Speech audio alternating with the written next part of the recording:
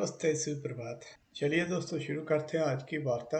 और कृपया live chat में जुड़े और अपने प्रश्न और अपने विचार आप शेयर कर सकते हैं हम लोगों के साथ। और वार्ता का विषय आपको पता ही है, हमारा है हिंदुओं के 33 करोड़ देवी देवता।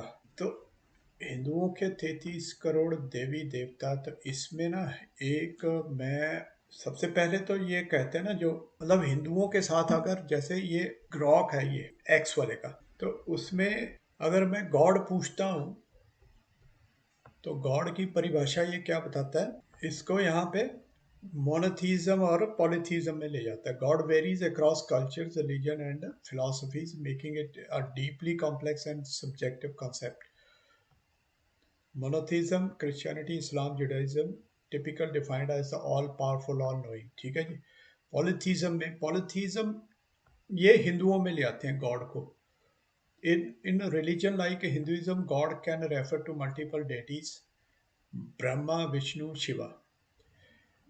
तो मैं इसलिए ये चीज बताना चाह रहा हूँ, और ये इसीलिए ग्रॉक के अंदर ये पूछ कर ये आप लोगों के साथ शेयर कर रहा हूँ कि ये जो हम कहते हैं ना आर्टिफिशियल इंटेलिजेंस जो है, ये आपको किसी चीज का मतलब कि जो एक्चुअल में वो है वो बताएगा नहीं। उसके अंदर जो इंटरनेट के अंदर जो डाला गया है, जिस तरह से बताया गया है, वो चीज आपको ये दिखाएगा। तो जरूरी नहीं है कि ये आपको सही और प्रॉपर आंसर जो आपकी बात का है वो देगा। तो यहाँ पे देखो, इसने है ना सारा कुछ ही इसके अंदर नॉन रिलीजियस व्यू भी दिया है। एथीस view God as a human construct with no objective existence, agnostic, remain uncertain about God's existence or the nature, cultural and personal। Okay, ठीक है, इसने अपना ठीक है ना वो दे दिया भी सारा क्या क्या किस तरह से गॉड की। तो ये फिक्स डेफिनेशन नहीं बताएगा आपको, और ना ये बता सकता है। कारण कारण कि गॉड सब ने अपने अपने गॉड बनाए हुए, अपने अपने भगवान, जैसे कहते हैं ना, कुछ कविताएं भी हैं, अपने अपने राम, अपने अपने भगवान। तो वो जो है ये अ, उसकी वजह से ये प्रॉपर डेफिनेशन इसकी बता नहीं पाएगा। लेकिन यहाँ पे इसने क्या बोला है कि हिंदू जो पॉलीथीस्टिक ट्रेडिशन है, उसमें हिंदुइज्म खासकर इसने दिया हुआ है। तो उसने मल्टीपल डेटीज, जो कि गलत है, क्योंकि इंटरनेट पे शायद इसको यही मिला, तो इसलिए ये इसने बता दिया। गूगल में भी देख लेते हैं कि गूगल में क्या है डेफिनेशन ऑफ गॉड। मैं फिर एक्सप्लेन करता हूँ इसको। तो गूगल में क्या है, इन क्रिश्चियनिटी एंड मोनोथीस्टिक रिलीजन, इसने भी दोनों में बांट के उसकी डेफिनेशन दी है, क्योंकि ये नहीं बता सकता है। In creator of ruler of the universe and the source of all moral authority, the supreme being, सुपरह्यूमन being, a spirit worshipped as having power over nature and human fortunes, a deity। In certain other religions, a superhuman, मतलब सुपरह्यूमन उसको other religions में बता दिया है। और monotheistic में बताया कि वो एक रूलर है यूनिवर्स का, ऑलमाइटी है। ये इसकी डेफिनेशन है किसकी, गूगल की। यहाँ पे मैं ये बताना चाह रहा हूँ कि जो ये डेफिनेशन है इनकी गॉड की, अपने हिसाब से इसको इन्होंने हिंदुओं के भी गॉड बना दिए। इनका कोई कोई रूल, कोई फार्मूला थोड़ी है, या कोई रूल थोड़ी है इन चीजों का। तो जो दिल किया, जहां पे दिल किया, जैसे मैंने कहा, कभी ये चा को सा बोल देते, कभी का बोल देते थे, सी एच को। तो जो इनका दिल करता वो बोल देते, कोई रूल नहीं है। जहां पे दिल किया वहां पे इन्होंने उसको चा बोल देना, ये अपनी कन्वीनियंस है। फुटबॉल को सॉकर बोल देना, और जो हाथ से खेलने वाली गेम है उसको फुटबॉल बोल देना। तो ये इनकी चालें हैं। क्यों? क्योंकि इनको कोई मूर्ख ना कहे। जब सभी हाथ से खेलने वाली गेम को फुटबॉल बोलेंगे, तो इनको मूर्ख कौन बोलेगा? इसलिए ये चालें चलते हैं। तो मेरा मोटिव यही रहता है कि हम इनको पहचाने कि हमारे को इन्होंने कहाँ धकेला हुआ था। पेटेंट करानी चीजें शुरू कर दी इन्होंने, मतलब शुरू मीन्स की करी हुई है बहुत देर से। आपको भी पता है, सबको पता है कि पेटेंट क्या होता है। तो हमारे क्या था, सनातन के अंदर क्या है कि भाई जितनी तुम ये कर सको, शिक्षा को बढ़ा सको, फैला सको, उतनी शिक्षा बढ़ती है। अब कौन सी शिक्षा ज्यादा फैली हुई, ज्यादा विराट कौन सी शिक्षा होगी?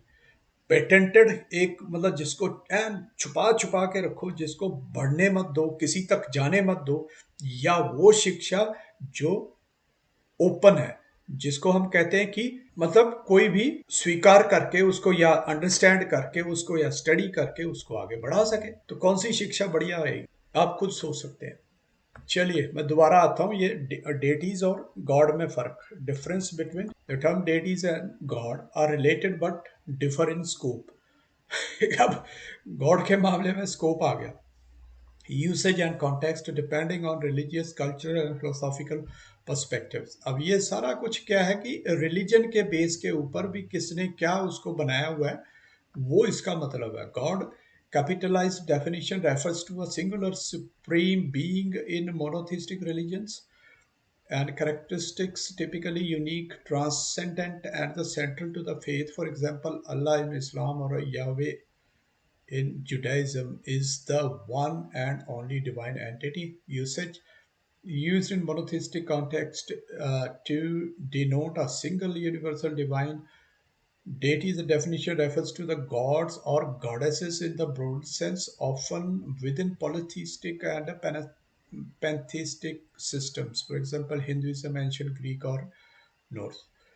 ठीक है जी, हिंदुइज्म को एंशियंट ग्रीक और नॉर्स रिलीजन्स, यानी कि असभ्य लोग, बहुत पुराने जो खत्म भी हो चुके हैं, ग्रीक और ये नॉर्स जो है ये तो खत्म हो चुके हैं। हिंदुइज्म भी उन्हीं में से लगाओ जी, एंशियंट, दकियानुसी, है ना, सुपरस्टिशियस, डॉगमेटिक, तो वहां पे ये इसको ले जाते हैं द डेटी। और कौन है इंटेलिजेंट, कौन है सिविलाइज्ड, ये है जो ये पश्चिमी है, जो कि हर बात पे धोखा देने के अलावा कोई काम नहीं करते। पूरी दुनिया के अंदर स्विच जो है नीचे को ऑन होते हैं, यहाँ ऊपर को ऑन होते हैं। पूरी दुनिया जो लेफ्ट को चलती है सड़क के ऊपर, इन्होंने राइट को रखा है, स्पेसिफिकली जो है धोखा देना है, कंफ्यूज करना है। च को का भी बोलना है, सा भी बोलना, जहां दिल किया वहां वो बोल देना। टी एच को था भी बोल देना, दा भी बोल देना, जहां दिल किया वो बोल देना। और फिर सुपीरियर हो गए, फिर सुपीरियरिटी होगी। वो भाषा जो जिसको हम हिंदी कहते हैं, जिसके अंदर तुम्हारे यहां से स्टार्ट होती है आवाज, का, का, खा, का, घा, ग, च, छ, ऊपर आ गए ना, च, छ, ये क, ख, ग, घ, ये जो है चार यहां से आ रहे हैं। उसके बाद च, छ, ज, झ, ये ऊपर से आ रहे हैं। उसके बाद पहले तो का खा यहां से आ रहा है, फिर चा छा ऊपर आगे आ गया पीछे कैविटी में, और फिर ट ठ ड ढ पीछे, जीभ पीछे को टकरा रही है।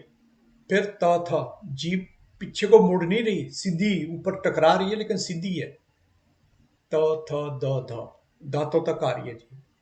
फिर प फ, लिप्स पे आ रही। यानी कि जितनी तरह की तुम आवाजें, आवाज रिटन लैंग्वेज क्या है, जो तुम आवाज निकाल रहे हो, जिस तरह की भी निकाल रहे हो, दुनिया में कोई भी इंसान, कोई भी प्राणी, कोई भी जानवर आवाज निकाल रहा है, उसको लिखा जा सके, वो समृद्ध, एडवांस्ड, डेवलप्ड कहलाएगी, या वो जिसके अंदर च छ, च को भी ना, छा तो खैर दूर की बात है, चा को तुम चा ना बोल पाओ, कहीं पे उसको का बोल दो, कहीं पे चा बोल दो, केमिस्ट्री बोल दो, केमिस्ट्री बोल दो, चेयर बोल दो, केयर बोल दो। वो भाषा समृद्ध हुई, या वो भाषा समृद्ध हुई जहां पे जितनी आवाजें निकल रही हैं तुम्हारे मुखमंडल से, उतने तरह के तुम्हारे पास अक्षर है। वॉवल कहीं वो नहीं है भी 5 वॉवल हो गए बस, उनमें से भी वो यूज अपने हिसाब से, यूरोपियन को ईयू भी लिख देते हैं, यूरोपियन। यूनिवर्सिटी को मतलब या और हु भी लगा देते हैं, और यू से लिखते यू से, बोलते हैं ना कि वॉवल के आगे एन लगाते हैं जो वॉवल से स्टार्ट हो, तो यूनिवर्सिटी से ए लगता है। क्यों? क्योंकि भाई वो है तो यू से स्टार्ट। क्या मतलब, ये कोई फार्मूले है, कोई रूल है, कोई डेवलपमेंट है? तो ये इसीलिए इनका ये हाल हुआ, इन्होंने चीजों को आगे कर दिया पेटेंट, जो एक्चुअल में जहां से इन्होंने चीजें सीखनी चाहिए थी उसको नकार दिया, अपनी चीजें बना दी और अपनी क्या बनाई, इनकम्प्लीट इनसफिशिएंट चीजें बना दी और उनको फिर आगे छुपाने के लिए लीपा पोथी एन बाहर से बढ़िया से उसको ढक ढक दिया एन फर्स्ट क्लास बना दिया और अंदर सारा कुछ खोखला, लेकिन दुनिया को बोल दिया भाई तुमने इसी को मानना है। अब मैं ये इसलिए देख रहा हूं कि ये डेटीज की अपनी डेफिनेशन दे रहा है और गॉड की अपनी डेफिनेशन दे रहा है। फिर ये पॉलिथीस्टिक जो रिलीजन है जिसको ये हिंदुओं को कहते हैं पॉलिथीस्टिक है। पॉलिथीस्टिक का मतलब जो बहुत से गॉड्स पे विश्वास रखता है। अब उसको करेक्टरिस्टिक्स और यूसेज के हिसाब से उसने बांट दिया। मतलब हिंदू क्योंकि भाई शिव जी की पूजा करते हैं, विष्णु की भगवान की भी करते हैं, इसलिए क्या है उनके दो अलग अलग गॉड हो गए। अब मैं आता हूं दोस्तों अपने उस पे। हालांकि इसमें आत्मन का भी इसने बताया हुआ है कि आत्मन जो है वो गॉड के साथ मिलता है, लेकिन फिर ये कहता है कि गॉड को किसी ने नहीं बनाया और ना किसी ने उसको देखा है और वो सबसे ऊपर है, बस मतलब सबसे ऊपर है बस। उसका कोई प्रूफ है क्या है, कुछ नहीं है। अब मैं आता हूं अपनी बात पे कि जो हम कहते हैं ना 33 करोड़ देवी देवता है, तो वो क्या है। हम पहले आते हैं आत्मन पे। आत्मन क्या है? आत्मन है वो ऊर्जा, वो ईश्वर, वो भगवान। गॉड नहीं मैं कहूंगा क्योंकि इनकी गॉड की परिभाषा हमने देख ली है ना। तो वो ईश्वर, वो भगवान जो सबके अंदर व्याप्त है। ऊर्जा, उसको हम ऊर्जा कह सकते हैं, उसको हम एनर्जी कह सकते हैं, ये हमारा नाम है। आत्मन हमने कहा उसको, हमारे वेदों में उसको, वेद पुराण में, उपनिषदों में उसको आत्मा कहा गया है। आत्मन, सॉरी आत्मन, आत्मन, आत्मन टाइप कर दिया वैसे ही। Atman is a central concept in Hinduism and other Indian philosophies referring to the eternal innermost self of the soul of individual. Here is a concise. Atman is the true eternal essence of a person. ये person की बात यहाँ पे अब इसने of a person बोल दिया, लेकिन ये पर्सन वही है ना। अब यहाँ पे ये क्या करते हैं कि एक इंसान पे लेके आ जाते हैं, तो इसलिए ये ईश्वर नहीं है। इनकी जो परिभाषा है, जिसने भी जो भी परिभाषाएं इन्होंने इन्होंने ये परिभाषाएं डाली हुई हैं, जो ये एक मैं पीछे भी बात की थी, कोई वो क्या है, जयंत भंडारी है क्या है, वो जो पूरा ही टोटली हिंदुओं को गालियां देता है वो, और वो नाम से जयंत भंडारी है लेकिन वेस्ट में कहीं रहता है। और कुछ हमारे व्यूअर कहते हैं कि वो, उसके व्यूज जो हैं डिफरेंट है, वो हमको इमोरल कहता है। अब ये मोरालिटी किसके अंदर है देख लो। अब ये दिखाई दे रहा है ना, किसके अंदर मोरालिटी है। यानी कि इन जैसे लोगों ने इसको खराब किया हुआ, इसकी डेफिनेशन को भी हमारी खराब किया हुआ। आत्मन, आत्मन का मतलब है ईश्वर। ईश्वर सब में व्याप्त है। ये वाली डेफिनेशन को ये कहीं से इंटरप्रेट नहीं करेगा ये तुम्हारा ग्रोक, क्योंकि इसके अंदर जो दूसरी चीजें हैं वो ऐसी भरी हुई है कि वो ये उसी को रीड रूड करके तुम्हारे सामने प्रेजेंट करेगा। एक्चुअल में जो चीजें एनालाइज करके रीड करके सामने रखनी चाहिए वो नहीं करेगा। ये भी इनका एजेंडा होता है कि तुम अगर ये चीज सामने रख दोगे तो भाई ये पॉलिथीज्म से तो बाहर निकल जाएगा हिंदू। आत्मन की बात करेंगे, ईश्वर आत्मन को हम जब कहना शुरू करेंगे, आत्मन का ही रूप हम कहेंगे, तो वो भी मैं अभी आपको प्रूव करके बताऊंगा कि आत्मन ही ईश्वर है और उसी को हम ऊर्जा भी कह सकते हैं, इनकी भाषा में एनर्जी भी कह सकते हैं। तो वो कैसे है वो भी मैं बताऊंगा, लेकिन उससे पहले कि ये जो आत्मन का रूप है, ये इसने कहा, ये कह रहा है कि भी वो एक पर्सन के अंदर जो है सोल है, आत्मा है, उसका नाम आत्मन है। आत्मन का मतलब यही है कि आत्मन तुम्हारे अंदर सोल तो है, एनर्जी है। वो सोल क्या है? वो एनर्जी है और वो सबके अंदर ही है, उसी का हम पार्ट है। इसीलिए हम कहते हैं कि कण कण में भगवान है, कण कण में ईश्वर है। उस चीज को ये नहीं दिखाएंगे, उस चीज में ये ग्रॉक श्रॉक ये नहीं दिखाएगा। इनके अंदर इस तरह से फीडिंग करी हुई है, क्योंकि पहले हम देखते थे ना उस पे, विकीपीडिया पे जाते थे हम, किसी की डेफिनेशन, किसी की इंफॉर्मेशन लेनी है, तो अब हम लोग ये ग्रॉक श्रॉक और ये चैट जीपीटी वगैरह देखने लगे। तो इनके अंदर ये जो फीड किया हुआ है वही डेफिनेशन ये लेंगे। कई चीजें उसमें से सही होंगी, कई चीजें, क्योंकि ज्यादातर ये वामपंथियों के द्वारा इनके अंदर ये चीजें डाली गई हैं, क्योंकि सोच ही वही है। जो जो अग्रणी जो इस क्षेत्र में हैं लोग काम करने वाले एआई वगैरह में, वो कहाँ से पढ़े हुए हैं? ऐसी यूनिवर्सिटियों से पढ़े हुए हैं जहाँ से उन्होंने एजेंडा चलाना होता है, और वो एजेंडा साइलेंटली तुम्हारे दिमाग में डालते हैं। बिल्कुल है, जिसको ये कहेंगे ये मोरालिटी है। साइलेंटली डालो, पेटेंट कर दो चीज को, बस। तो ये तो रहा कि भी आत्मन जो है वो ऊर्जा है, और वो ऊर्जा जिसको हम आत्मन कहते हैं उसको इनकी भाषा के हिसाब से उसको गॉड कहना चाहिए, जो इनकी भाषा के सबसे ऊपर। तो सबसे ऊपर तो गॉड है, तो गॉड का मतलब क्या है? ऊर्जा, जिसको हम आत्मन कहते हैं। लेकिन नहीं, ये किसको करेंगे? ये उसको पॉलीथीस्टिक बनाने के लिए 33 करोड़ देवी देवता बनाएंगे हिंदुओं के। अब वो 33 करोड़ से हट के वो शिव जी और विष्णु और ब्रह्मा जी पे, तीनों पे आ जाते हैं। तो अब 33 करोड़ देवी देवता पे भी आ जाते हैं, तो उसमें कई लोग कहते हैं कि 33 कोटि है। मैं कह रहा हूँ 33 कोटि, भी कोटि मतलब प्रकार, वो डेफिनेशन है ना, मीनिंग है। कोटि मतलब संस्कृत में कोटि का मतलब करोड़ भी हो गया है ना, कोटि। और कोटि कोटि के क्या बोलते हैं, प्रकार, अलग अलग किस्म के, अलग अलग टाइप के, तो वो भी कोटि हो गया। अब अगर कोटि यानी कैटेगरीज लगा लो, तो अगर 33 कैटेगरीज भी हैं देवी देवताओं की, हम कई बोलते हैं ना 33 करोड़ नहीं है जी, अगर 33 कोटि भी है, 33 प्रकार के देवी देवता भी हैं, एक प्रकार के अंदर, एक कैटेगरी के अंदर 2, 4, 6, 10, 20 जितने भी होंगे, इतनी डीप तो मुझे भी नॉलेज नहीं है। वो तो चलो, मैं एक देखो जनरल जो परसेप्शन है ना हिंदुइज्म का, उसकी बात करता हूँ कि हिंदुइज्म है क्या, और हिंदुइज्म को किस तरह से मॉडर्न वर्ल्ड के अंदर किस तरह से प्रेजेंट किया जा रहा है। अभी आपको दिखाया ना मैंने, ये क्या दिखा रहा है?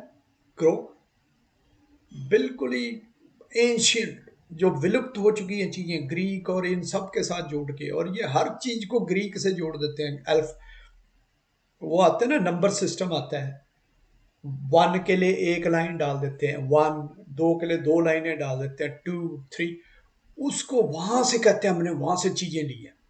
एंशियंट ग्रीक से हम, मतलब ये अपने आप को एंशियंट ग्रीक के पुरखे बताते हैं, जनरेशन बताते हैं, बहुत डेवलप्ड थे एंशियंट ग्रीक। लेकिन वो सभ्यता तो खत्म हो चुकी है, इसलिए हम डेवलप्ड, इवॉल्व्ड, न्यू, और भाई मोस्ट सिविलाइज्ड, जहाँ पे इनको पता ही नहीं है कपड़े पहनने नहीं पहनने, और फिर कोई देख रहा है तो फिर बोलो जी तू कैसे देख रहा है, कैसे घूर रहा है। मतलब ये दोगलापंथी जहाँ से सीखो, वो ये उस लेवल के सिविलाइज्ड हैं ये। तो इनकी ये करतूतों की वजह से ही हम अपनी जड़ों से दूर होके, विमुख होके, हम उसको क्या है, निचले, निम्न स्तर का मानने लगे। इस वजह से मैं चाहता हूं कि हम एटलीस्ट एक जनरल अंडरस्टैंडिंग तो रखें यार हिंदुइज्म के बारे में। जनरल अंडरस्टैंडिंग यही है कि हम आत्मन को ईश्वर कहते हैं, गॉड की डेफिनेशन इनकी, इनके हिसाब से रहने दो। Our God is neither deity nor God. जो हमारा, जो तुम कहते हो सबसे सुप्रीम, सबसे ऊपर, बस सिर्फ बोल दिया, उसको कैसे महसूस करना है, उसको कैसे तुमने प्रूव भी हो जाता है, मतलब महसूस करने से तुमको प्रूव हो जाएगा।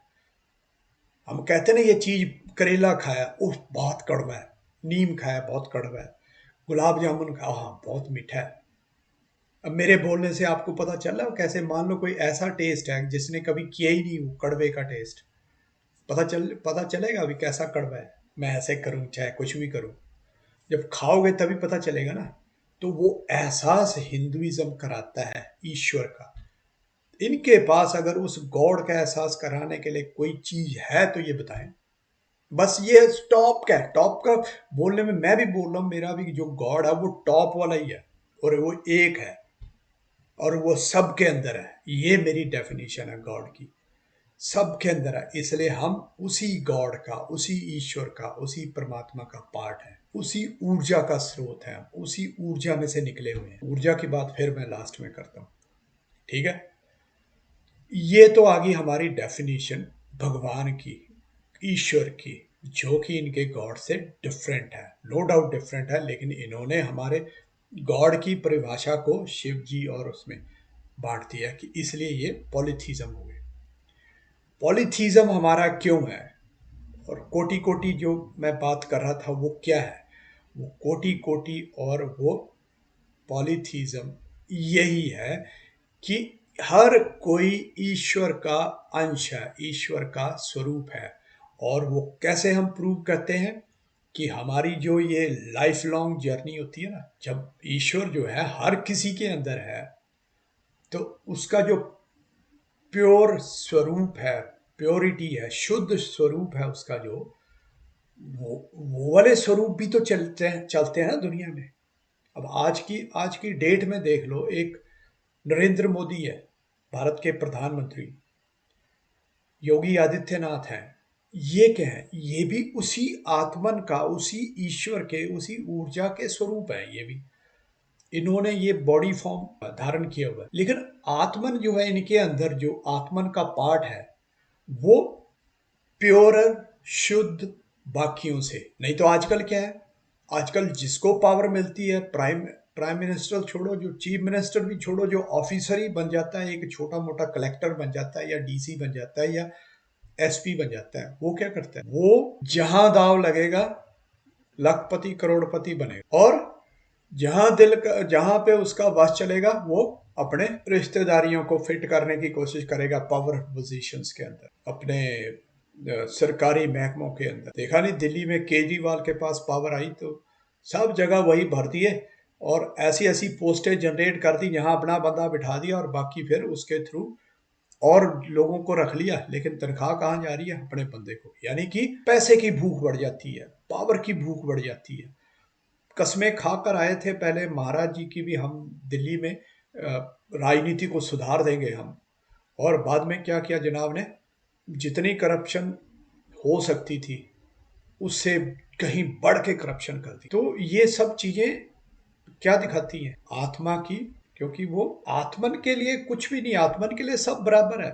लेकिन जब उस इसको हम करप्शन क्यों कह रहे हैं? माया का जो मटेरियलिज्म को इकट्ठा कर रहा है इंसान, उसको हम गलत क्यों कह रहे हैं?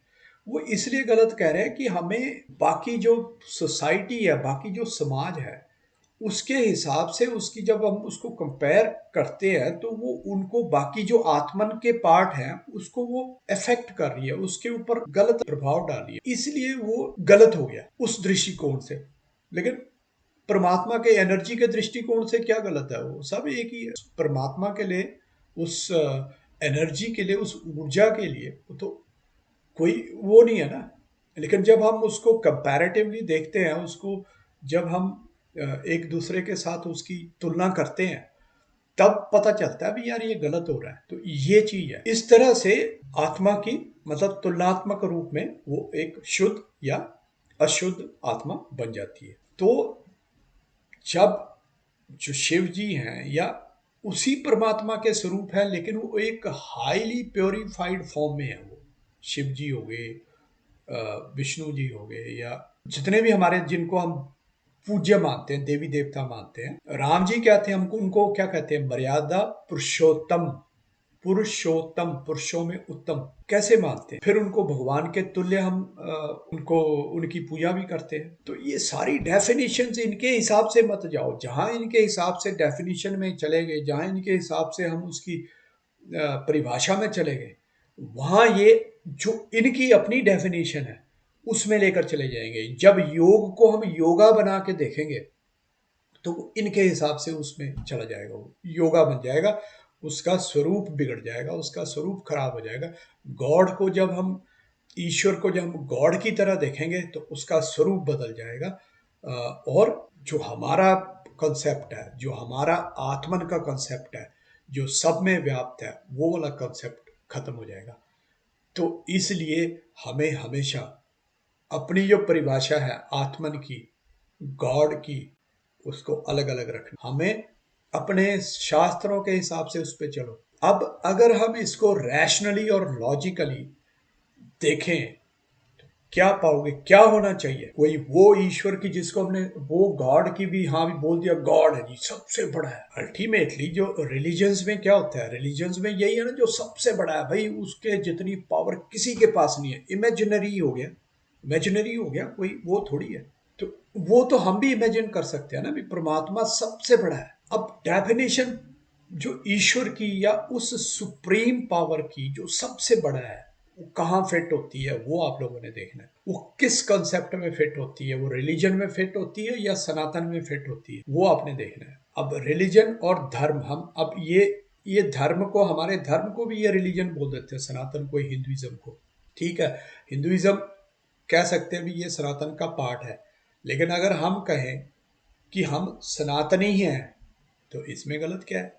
क्योंकि हम हिंदू हैं, हिंदू सनातन का हिस्सा है, तो भी ठीक है, हम सनातनी है ना। कोई और भी अगर जो जो सनातन का पार्ट है, उसने अपना नाम कुछ, उस ग्रुप ने अपना नाम कुछ और रखा है, जैन रखा है, सिख रखा है, तो भाई तुम्हारा स्वरूप, तुम हो तो सनातनी ना। ठीक है, तुमने अपना जो पूजा पद्धति है उसको चेंज करके तुमने डिफरेंट किया हुआ है। हिंदुइज्म ठीक है, वो भाई उसके देवी देवता अपने हैं, उस मतलब, लेकिन वो देवी देवता क्या है? वो स्वरूप है। वो किसके स्वरूप है? उसी आत्मन के स्वरूप है, उसी परमात्मा के स्वरूप है, उसी ऊर्जा के, एनर्जी के स्वरूप है। तो ये चीजें हमें समझने की जरूरत है। तो इसीलिए अगर 33 कोटि, एक कोटि में अगर 2 4 6 या एक भी आता है यार, तब भी 33 हो गए ना, तब भी तो पॉलीथीज्म हो गया ना इनके हिसाब से। लेकिन वो मैंने बताया ना कि हमारे जो ईश्वर है, ईश्वर की परिभाषा हमारी क्या है? आत्मन। आत्मन क्या है? सबके अंदर व्याप्त है। ये कहते हैं जी आत्मन तो अपने तुम्हारे पर्स, देख इसने बोला ना भी पर्सन के जो अंदर सोल है वो है आत्मन। वो आत्मन का पार्ट है। सोल जो है वो एक एनर्जी है, उसका पार्ट है, वो सब में व्याप्त है, सबके अंदर वही है, बस उसके पार्ट्स हैं। जैसे इसमें उदाहरण दिया जाता है, कुछ उपनिषदों में उदाहरण आता है, मांडुक्य में है शायद, कि एक तालाब में से आपने, एक तालाब है, तालाब पानी से बना हुआ, अब उसको मैंने लिया और गिलास में डाल दिया। अब तुम कहो ये जी ये पानी है जो गिलास के अंदर, ये डिफरेंट पानी है। नहीं, ये गिलास में है इसलिए ये गिलास का पानी है, या पानी का गिलास लगा लो। बोलते हैं ना पानी का गिलास देना एक, पानी की बोतल देना एक, तो बोतल में डाल दिया तो पानी की बोतल है वो। लेकिन वो पानी है तो वही है ना। वो कुएं में जब उसमें डालोगे तो, तालाब में, तो समुद्र में डालोगे तो वो तो वही बन गया ना। तो उसी में से वो, इस तरह से ही हम बॉडी जो है एक्वायर करती है ये पृथ्वी के अंदर से। हम क्या है? हम पृथ्वी का ही रूप तो है। जो भी, चाहे वो शाकाहारी है चाहे वो मांसाहारी है, सब इसी पृथ्वी की, इसी मिट्टी को तो खा के ये शरीर धारण किया हुआ है। यही तो हमारे ईश्वर का कमाल है, यही हमारे ईश्वर की, ये कहते हैं ना, सुपर नेचुरल पावर होती है उसके अंदर। इसमें आप फाइंड करोगे ना, कोशिश करोगे भी क्या पावर्स है, तो ये कहेंगे सुपर नेचुरल पावर्स होती हैं।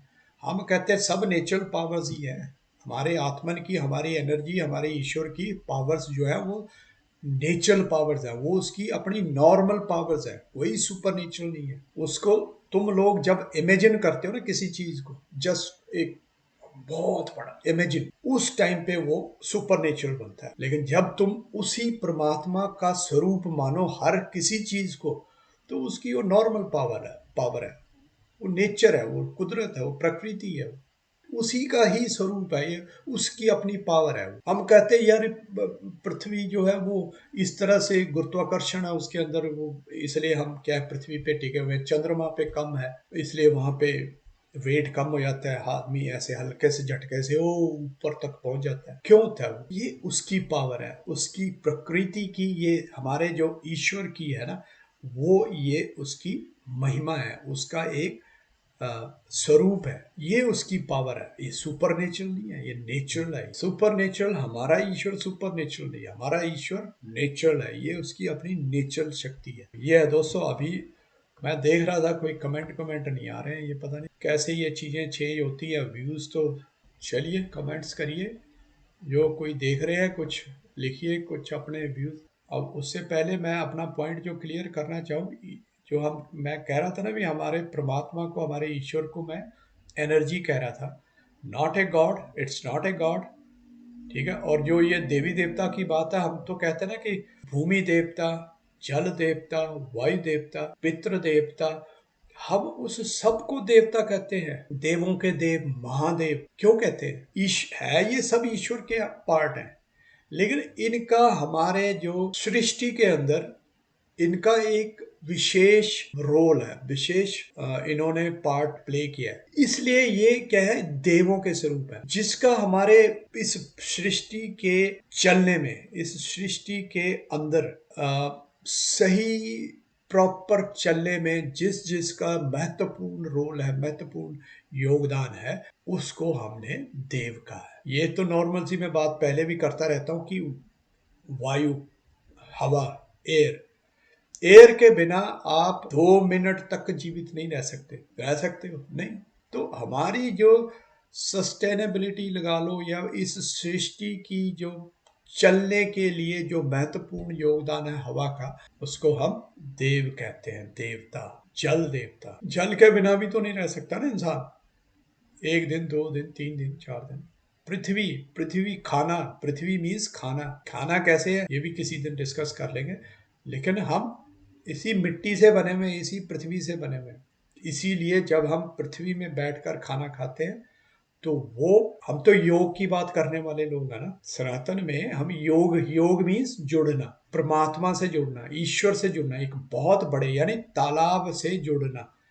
पानी, गिलास में जो पानी है ना, उस पानी को तालाब में या समुद्र के साथ जोड़, जिसके अंदर, तभी तो कहते हैं कि सामाजिक प्राणी क्यों कहते हैं इंसान को, इसलिए कहते हैं कि उसको अच्छा लगता है। फिर वो पूरा जो अपने जैसे जो आत्माओं के साथ जब मिलन होता है ना, जब उसमें समाता है इंसान, तो वो एक सुखद अनुभूति देता है। और जब उस तालाब से भी बड़ा ईश्वर, सुप्रीम जिसको ये कहते हैं, चलो ये तो एक एडजेक्टिव है ना, सुप्रीम मतलब बहुत, जिस जहां तक हमारी कल्पना जा सकती है उतना सुप्रीम, उस सुप्रीम पावर, उस ऊर्जा, उस आत्मा, उस शुद्ध परमात्मा के अंदर जब हम समाहित हो जाते हैं, वापस उसी का रूप है, लेकिन वापस जब उसी में समाहित हो जाते हैं तो कितना सुखदाई होगा वो पल। उसी पल को हम कहते हैं मोक्ष।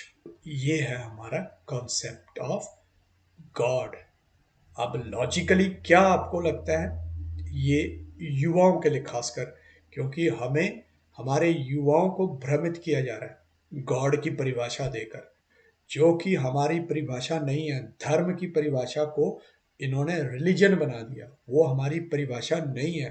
धर्म हम किसको कहते हैं, हम कहते हैं एज ए मानव, आपका इस सृष्टि के अंदर, इस प्रकृति के अंदर क्या रोल है, वो आपका धर्म है।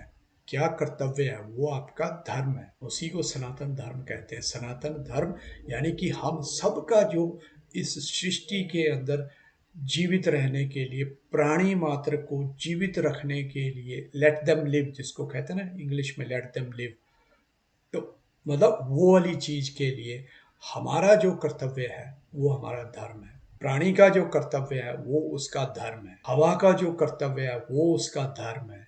धर्म की परिभाषा ये है, लेकिन वो, that is not a religion. Religion क्या है, जो इन्होंने 2000-2500 साल पहले बनाए, वो रिलीजन्स हैं। वो रिलीजन्स क्या है, उससे पहले रिलीजन नहीं होते थे, उससे पहले धर्म ही होते थे। आप देखोगे रिलीजन्स की परिभाषा है वो इन्होंने 2000-2500 साल पहले वो बनाए थे। इन्होंने किसी एक ह्यूमन को लाकर उसकी कुछ पावर्स बना दी। अच्छा, ये चीज एक देखने वाली चीज है कि जब तुम किसी ह्यूमन को सुपर ह्यूमन बनाते हो ना, तो उसके अंदर तुम्हें सुपर नेचुरल पावर्स चाहिए होती है।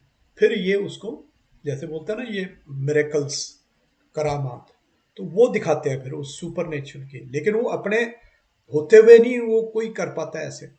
एक मुझे याद आ कि एक ना साई कोई होते थे, साई, एक तो शिरडी वाला साई है, वो भी पॉलिटिक्स द्वारा बनाया गया साई है। भक्त है, भक्त भी ईश्वर का ही पार्ट है, वो भी ईश्वर का ही पार्ट है, सब ईश्वर के स्वरूप हैं। लेकिन एक स्वरूप जो है वो हमारे प्रकृति के हिसाब से, हमारी सृष्टि के हिसाब से एक अच्छा माना गया है, क्योंकि वो सबके लिए अच्छा है, सबके बेनिफिट की बात कर रहा है। दूसरा नहीं है, तो मतलब उस तरह से, अदरवाइज है तो वो सब, देखो जी, ऊर्जा के स्वरूप है। एक को हमने शुद्ध कह दिया, एक को हमने अशुद्ध कह दिया, तो इसीलिए कह दिया कि वो उसके अंदर बाकी आत्माओं के संबंध में उसके अंदर नेगेटिविटीज है, तो इसलिए वो अशुद्ध हो गया। तो एक और था जो साई, वो लंबा सा चोला पहन के, वो अभी रिसेंट साई है, तो वो भी कह रहे कि पता नहीं ऐसे करामात करते होते थे, जादू टाइप का। तो कई लोग उनको भी पूजते थे, उनको भी ईश्वर का रूप, और ईश्वर का रूप वो चीज अलग होगी। ईश्वर का रूप तो सब है, लेकिन वो नेगेटिव मतलब करामात दिखा रहे थे भाई साहब अपने आप को, जो रिलीजियस एक किस्म से वो बन रहे थे, गुरु बन रहे थे, रिलीजियस एक आइडेंटिटी। एक ऐसे ही हमारे राम रहीम जी थे, वो भी तो ऐसे ही थे ना, वो भी तो यही अपने आप को कहने लगे कि भी मैं ईश्वर हूं, अपना ही उन्होंने रिलीजन शुरू कर दिया चलाना। ये रिलीजन है, ये धर्म नहीं है। धर्म का मतलब एज ए ह्यूमन, मतलब एक generic human, not a particular Hindu या फलाना या फलाना फलाना अंग्रेज, कोई ये नहीं। एक एज ए ह्यूमन, यानी ऑल ह्यूमंस। तुम्हारा क्या कर्तव्य है सृष्टि के प्रति, नेचर के प्रति, प्रकृति के प्रति, वो तुम्हारा धर्म है। This is also different. तो इसीलिए डेफिनेशन मिलेगी रिलीजन की, ये अपने रिलीजन की डेफिनेशन बताएंगे, और साथ में देखें ये क्या बोलता है ग्रॉक, व्हाट इज रिलीजन, और साथ में ये उसमें हिंदुइज्म को भी जोड़ देंगे, भी ये भी रिलीजन है। Definition of religion. Religion is a system of beliefs, practices, and values centered on questions of existence, purpose, and the divine or transcendent. It typically involves beliefs, conviction, practice, चलो वो जो moral and existential guidance providing key features that have cultural context, often relation to Atman, deities and God. Atman, eternal self in Hinduism is a core concept in religion like Hinduism. And देखो आ गया ना, religions like Hinduism and Jainism, where realizing Atman nature is central to spiritual liberation. Atman हमारा ईश्वर है. Deities in polytheistic religions or the God in monotheism often serve as focal points of the worship or ultimate truths within a religious framework.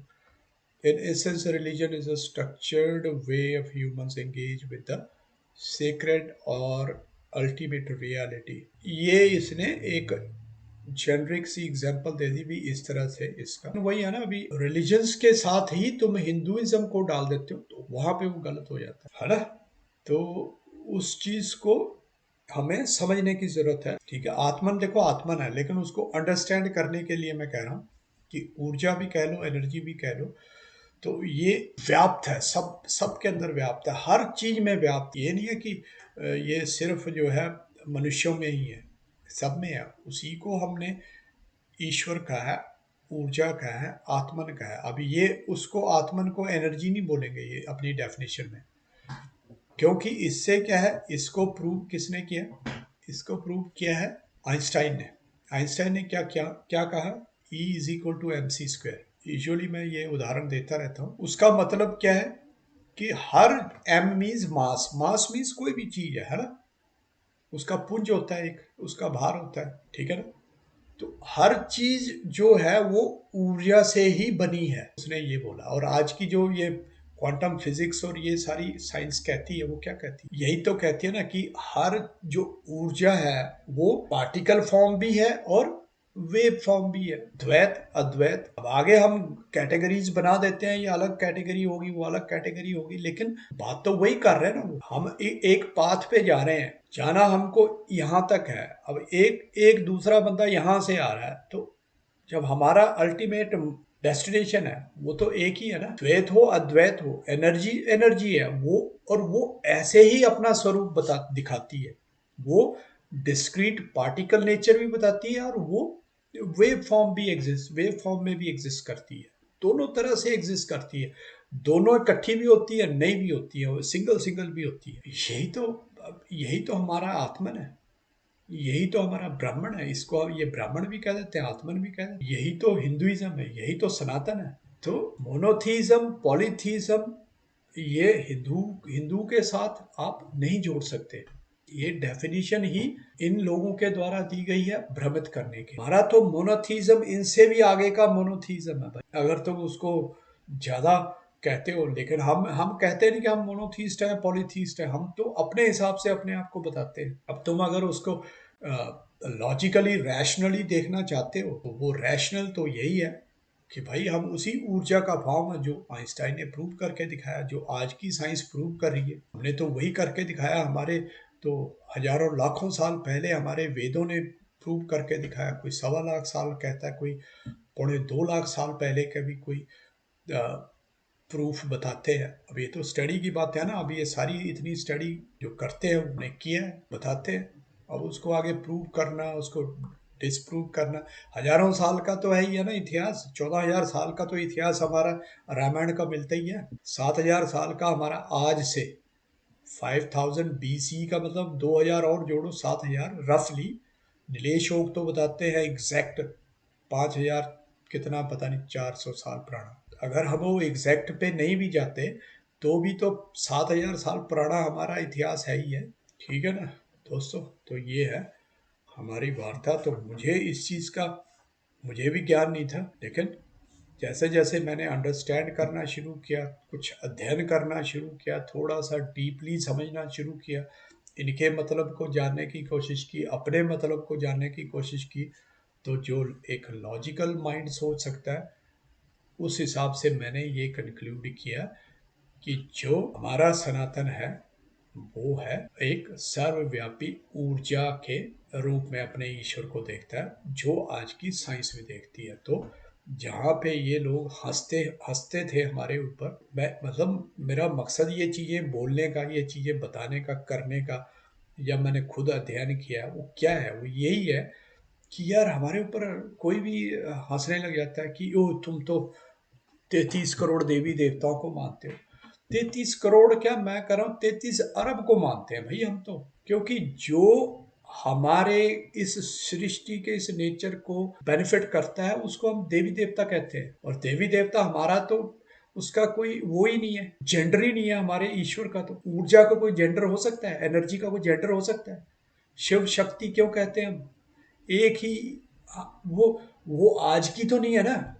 लेकिन इनको पता नहीं चला, इन्होंने तो सोचा ओह ये क्या नवी सी चीज बना दी इन्होंने, एक तरफ से शिव जी और एक तरफ से पार्वती जी देवी माँ और एक तरफ से शिव जी। इन्होंने इनको तो लगा ये क्या है, ये कलाकारी है कोई। लेकिन वो हमारा डिपिक्शन है कि एक ही स्वरूप है, दोनों ऊर्जा के ही स्वरूप है। वही स्त्रीलिंग है, वही पुल्लिंग है, देवी देवता। तो देवी देवता कौन से हैं? जो हम देख सकते हैं सामने, जो हमारे सामने स्त्रीलिंग और पुल्लिंग के रूप में उपलब्ध है, उनको हम इस रूप में देखते हैं। तो इसलिए ये बताया गया कि भी दोनों भाई एक है। हमारा गॉड, हमारा ईश्वर, हमारे परमात्मा, उसका कोई एनर्जी है, वो उसका कोई जेंडर नहीं है, स्त्रीलिंग पुल्लिंग कुछ नहीं है, एक ही है वो। उसने अपने आप को प्रेजेंट इस तरह से किया कि वो इस पृथ्वी के ऊपर मेल फीमेल दोनों हमको उस रूप में दिखाई देते हैं। ये है हमारे सनातन की ईश्वर को समझने की, अंडरस्टैंडिंग की एक उदाहरण। और यही हमारा प्रूफ है ईश्वर के प्रति, यही तो प्रूफ है, यही तो प्रमाण है, और क्या है। बाकी उसका प्रमाण कहाँ से लाएंगे जो हम कहते हैं कि वो बहुत सबसे बड़ा, कितना बड़ा, किससे बड़ा। और हमारे तो हर चीज का प्रूफ मिल जाएगा ना। और वो भी अब ये तो हजारों साल पुरानी चीजें है ना लिखी हुई, कोई आज तो लिखी नहीं। अब आज हम कहें जी साइंस को समझ के हमने वो चीजें बना दी, अपने ग्रंथों में डाल दी। साइंस उनसे समझ के अब चीजें निकाल रहा है, प्रूव कर रहा है, साइंस प्रूव कर रहा है सारी चीजें। इसीलिए जो भी देखोगे तुम सनातन के अंदर, कोई साधु बन रहा है, कोई सन्यासी बन रहा है, यंग यंग लड़के बन रहे हैं, वो कौन है? कोई आईआईटी से पढ़ा हुआ जिसने साइंस को अच्छे से समझा है, उसको समझने के बाद उसने ईश्वर को समझा है, वो बन रहा है। बाकी तो सब मोह माया के चक्कर में चले हुए पड़े हुए। और वो मोह माया का जाल किसने फैलाया हुआ है? इन्हीं पश्चिमी जगत ने, क्योंकि ये बनाते दूसरों को उल्लू है। इसीलिए दोस्तों ये जागरण, ये जागृति बहुत जरूरी है। मानसिक, मैं कह रहा हूं तुम कहीं भी रहो, कुछ भी करो, कोई भी दौड़ दौड़ो, मैंने बताया ना परमात्मा का ही स्वरूप है, सब है, उसी ऊर्जा के पार्ट हो आप। लेकिन भाई कम से कम दास्ता के रूप में ना जियो। मतलब ये मैं इस तरह से बात कह रहा हूँ कि अपने लिए भी कह रहा हूँ, जो कि अब मुझे समझ में आ रही है बात। यार हाँ यार, हम तो दास बन के जी रहे थे। कम से कम मानसिकता तो ठीक है, कहीं नौकरी करनी है, कुछ करना है, पैसे कमाने हैं, इस दुनिया में रहना है, जीवित रहना है। क्योंकि जो हमने लाइफस्टाइल इतनी देर से जिया है, अपनी गांव में जमीनें छोड़ छोड़ के हम दास्ता के लिए निकल जाते हैं, वो तो हमने किया है ना। अब उसको तो जीना हमारे लिए जब तक ये शरीर में हमारी ये कोई हम वो तो है नहीं, बहुत बड़े क्या कहते हैं, एक महात्मा सन्यासी तो है नहीं, साधु तो है नहीं जो अपनी समाधि भी लगा लेते हैं कितने कितने साल, जिसको कहते हैं अन्न जल सब कुछ त्याग देते हैं, हवा तक त्याग देते हैं, हवा भी नहीं, सांस भी नहीं लेते। वो समाधि भी हमारे सनातन के अंदर वो भी लोगों ने करी हुई है। बहुत से ऐसे संत हैं। वो कहाँ से चीजें आई? वो वही सनातन से ही आई है, सनातन की शिक्षाओं से आई है, सनातन के मूल स्वरूप से आई है। और इन्होंने उस स्वरूप को बिगाड़ने की कोशिश की है और उसको अपने हिसाब से जो ये अब खुद सोचते हैं, खुद करते हैं, उसके साथ उसको जोड़, जैसे गॉड को ही अपने अपने गॉड को हमारा ईश्वर बता देते हैं, ये अपने रिलीजन को हमारा धर्म बता देते हैं। नहीं, they are not even able to come, बहुत दूर है हमारे धर्म से, उनका बहुत दूर है भी, उनकी जो इनकी जो कॉन्सेप्ट्स है, इनकी जो अंडरस्टैंडिंग है चीज़ों की, बहुत दूर है। जिसको कहते हैं ना भी, बिल्कुल भी बिल्कुल भी नहीं है पास में, बहुत दूर है, वो नहीं अंडरस्टैंड। हाँ, साइंस साइंस अंडरस्टैंड करती है और साइंस ही इन चीज़ों को अंडरस्टैंड करके, उपनिषदों को अंडरस्टैंड करके साइंस ही इवॉल्व हुई है। और अब वही इन चीज़ों को, क्योंकि हमारे है ही नहीं, हमारे तो है शिक्षा का प्रसार करो, पेटेंट मत करो उसको, जितना ज्ञान को बढ़ाओ उतना ये बढ़ता है। और ये ज्ञान क्या है? उसी ईश्वर का स्वरूप है, उसी ईश्वर का प्रतीक है, आत्मन का प्रतीक। इसको ये ना इंडिविजुअल सोल बोल देते हैं। देखा इसकी ग्रोथ की, ये कह रहा है कि ये पर्सन के अंदर जो आत्मा है उसको आत्मन बोलती है। वो आत्मन एक उसका पार्ट है। समुद्र में से एक गिलास में पानी लिया, यानी हमारी बॉडी के अंदर उस परमात्मा से एक आत्मन का एक छोटा सा पार्ट आ गया। तो हम ये सिर्फ यही नहीं है, हम हमारी सोल, हमारी आत्मा, हमारा आत्मन, ये आत्मन उसी का पार्ट है। पूरे जो जितना बड़ा तुम सोच सकते हो वहां तक सोच लो, उसका पार्ट है, उस एनर्जी का पार्ट है।